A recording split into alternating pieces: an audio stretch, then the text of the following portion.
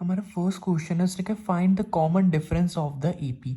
हमारे पास क्या है, ये ईपी गिवन है, ठीक है। हमने इसका क्या करना है, कॉमन डिफरेंस बताना है। मतलब हमने क्या बताना है, डी बताना है, ठीक है। अब हमने डी तो निकालना है। सो अब हमें पता होना चाहिए हमारी फर्स्ट टर्म क्या है और हमारी सेकंड टर्म क्या है, ठीक है जी। अब आप देखो कि स्टार्टिंग में क्या है, 1/p है। सो ये हमारी फर्स्ट टर्म होगी, उसे हम लिख देते हैं A1 हो गया first term which is 1/p। Second term हमारी कौन सी है, कॉमा के बाद जो हमारी सेकेंड टर्म आ रही है जो कि है 1-p/p2। ये हमारा क्या हो गया, सेकेंड टर्म होगी, जिसे हम क्या रिप्रेजेंट करते हैं, A2 से। सो A2 आ गया आपका 1-p/p आ गया, ठीक है। अब हमने निकाला कॉमन डिफरेंस जिसे हम कहते हैं डी। सो डी कैसे आएगा, A2 माइनस A1 आ गया। A2 हमारा ये है 1-p/p। सो ब्रैकेट डाल दिया, माइनस साइन वैसे ही आ जाएगा।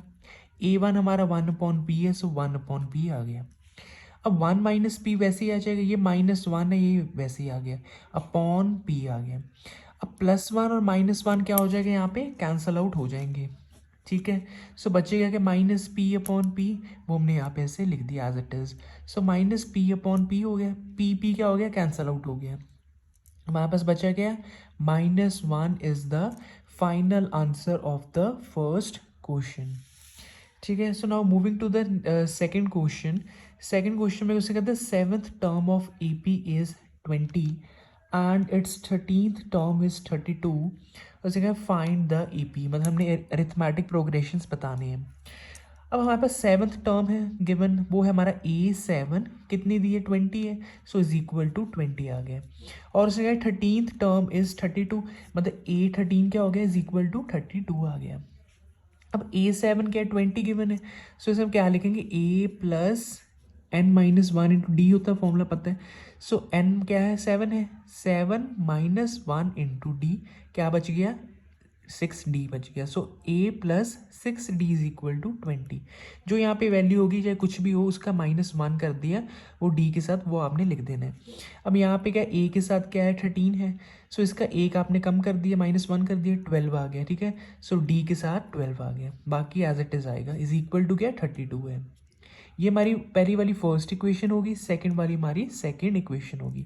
अब इनके हमने साइन कर दिए इंटरचेंज, यहाँ पे हमने माइनस कर दिया क्योंकि यहाँ पे ऊपर प्लस है ना, तो नीचे माइनस हो गया, यहाँ ऊपर प्लस है, इसके नीचे माइनस कर दिया। यहाँ भी इसके साथ क्या है, प्लस है, तो यहाँ हमने माइनस कर दिया। अब ये तो कैंसिल आउट हो जाएगा, ठीक है। बचेगा क्या, 6d -12d हो गया, सो -6d आ गया। 20 में से अगर 32 -32 निकाल दी, क्या आ गया, -12 आ गया।